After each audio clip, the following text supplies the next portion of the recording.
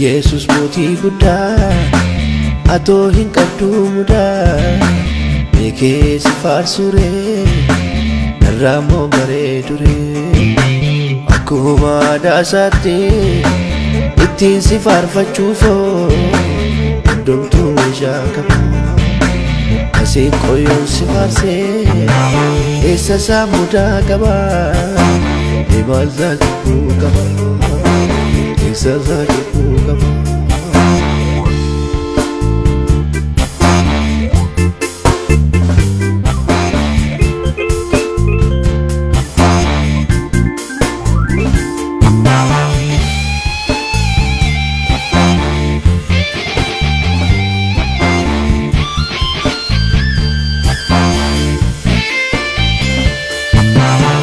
Beerreetti namaa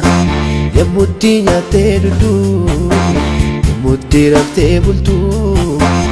yemmuutti uffattee deemtuu Yesuusii jaalla jetti Yesuusii maaltu caalaa hundumaan olii Yesuus koondumaa caalii akka hin beelofneefoo midhaan faanuu laatteettaa akka hin dheebonneefoo bishaanis nuuf laatteetta takkaa hin komatamtu hundaa qajeelchiteetta baalafaa midhaan goota baanaafaa ilma goota bishaan faa daadhee goota dhiigafaa mucaa goota hiikafaa dhugaa goota ana garbicha keemmoo Deta kamna gota, ala ketamna gota. Yoona deemsa dadhabe,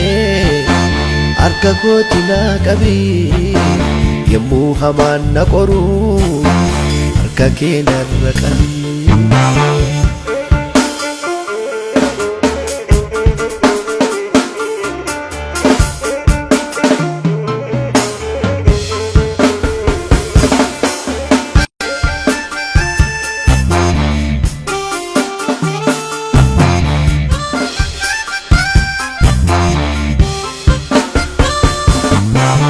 Rajirra kan korraa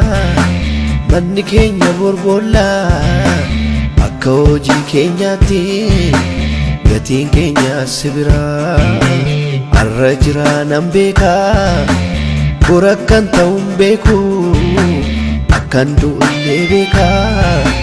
beellama isheen nan beeku utuun beellama beekee qeensa qofaan qoradhaa mataa koofaan addaddaa wayyaa koofaan mijandaa bolla faan qoraafaddaa saanduqan wagaraddaa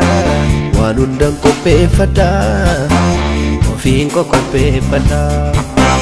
nadhee dhuguu koo malee buluu koo barree guyyaa boqonnaa kootii yaa Yesuus koo si beekaa umuriin dhalaa namaa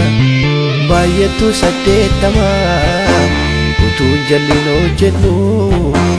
yeroon keenya maaf dhumaa garaa tokko wal ta'uu walii waliin jaallachuu